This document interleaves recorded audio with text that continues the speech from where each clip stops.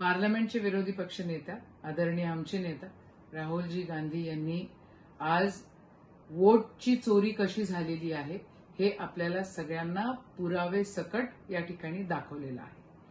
आता त्यांनी दाखवल्यानंतर भाजपच्या इकोसिस्टममध्ये सडो की पळो सारखी परिस्थिती झालेली आहे आणि सारी त्यांची इकोसिस्टम हे सिद्ध करण्यामध्ये लागलेली आहे की आम्ही चोरी नाही।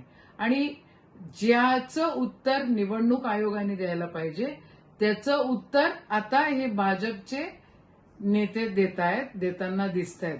खरं मामला तो गड़बड़ है और चोर के दाढ़ी में तिनका तो यहाँ पे दिख रहा है। अक्षरशः तुम्ही चोरी केली आहे वोटरची हे दिसत आहे। कशी बदमाशी केलेली आहे हेही त्या ठिकाणी सन्मान्य राहुल गांधींनी दाखवून दिलेलं आहे। मग आता निवडणूक आयोगाने हा भाजपचा मुखवटा बाजूला सारला पाहिजे आणि या देशाची लोकशाही बळकट राहिली पाहिजे म्हणून लोकांचा विश्वास निवडणूक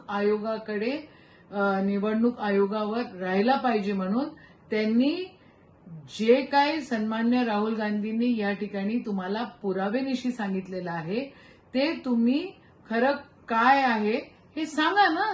तुम्हाला भाजपचा मुखवटा का पाहिजे आहे, कशासाठी भाजप त्या ठिकाणी पाहिजे, निवडणूक आयोगाने याचं उत्तर द्यावं आणि भाजपच्या नेत्यांनी हे जे बोलणं आहे ना चिप आणि डेस्क खराब झालेली आहे हे बोलणं बंद करावं।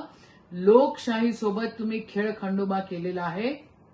तुम्ही पार्लमेंटच्या इलेक्शनमध्ये पण केलं, तुम्ही हरियाणाच्या इलेक्शनमध्ये पण केलं, तुम्ही मध्य प्रदेशच्या इलेक्शनमध्ये पण केलं आणि तुम्ही महाराष्ट्राच्या इलेक्शनमध्ये पण खेळखंडोबा केलेला आहे।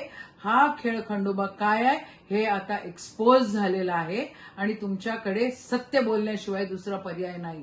सच बोलो, निवडणूक आयोग सच बोलो।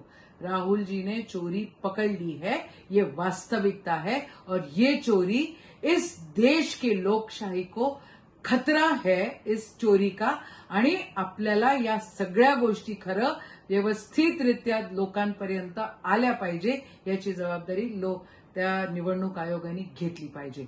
जय हिंद, जय महाराष्ट्र, जय संविधान।